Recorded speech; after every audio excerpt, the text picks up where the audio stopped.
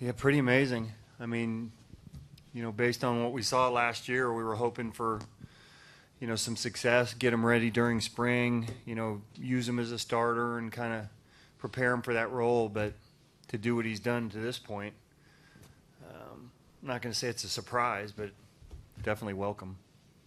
He's pitched well. Sorry. What does it mean to get that kind of lift from Rosales? I mean, he's a guy that you're going to be leaning on a little more than you would have. He hit 13 homers last year in a ballpark. It's tough to hit home runs in. And, up to that point, we weren't even getting good swings, let alone driving balls. And, now all of a sudden it's 2-2, and momentum's instantly in our dugout because he was sailing along pretty easily. So it definitely gave us an injection of some momentum. And, at that point in time, certainly hope, because Darvish was pitching really well. 15 walks the last 2 games, 0 tonight.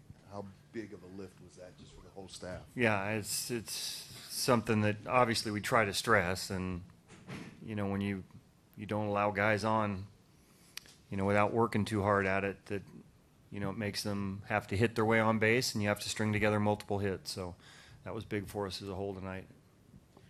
How surprising is it to see a guy as good as Yonder making an error?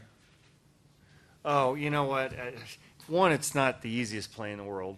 He has to come off the bag. He's got to field it on a short hop and then potentially have to, shovel it to the pitcher. So it's not the easiest play in the world. But yeah, we don't expect Yonder to defensively. He's about as good as anybody is. So it is a surprise when he makes one. But I don't think that was that easy a play either.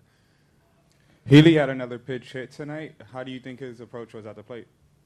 Healy? Yeah. He got a hit. It's a results-oriented business. I mean, he didn't hit it as hard as he did the other night, but it's good for his confidence too, because when you're getting jammed a little bit like that, it means you're tracking the ball, forcing yourself to track the ball a little bit more so. And when you're slumping, you want to get the bat head out early and typically try to pull. So it means he's seeing the ball a little bit better. He'll be back in the lineup tomorrow. Casilla and Madsen both warmed up for the ninth, ended up being Casilla. Was it matchup-based, score-based? What was the sort of decision tree?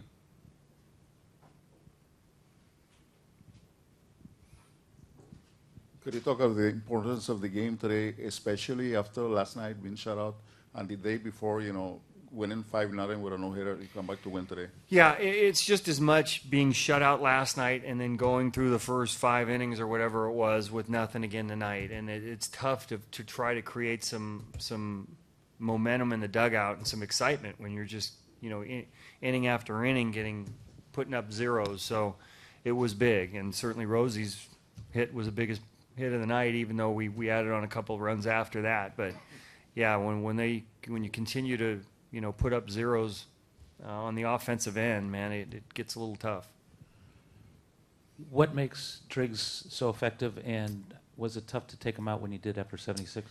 No, not today. I mean, he's coming back around to the lefties, and, we had a fresh Doolittle for that bottom of the order right there. Had it been tied, I probably would have let him go back out, but once we took the lead, we had our late inning guys were ready to go, and typically I don't use Doolittle in the 7th with as many lefties as they had right there. It was kind of easy to do, so it was not a difficult decision.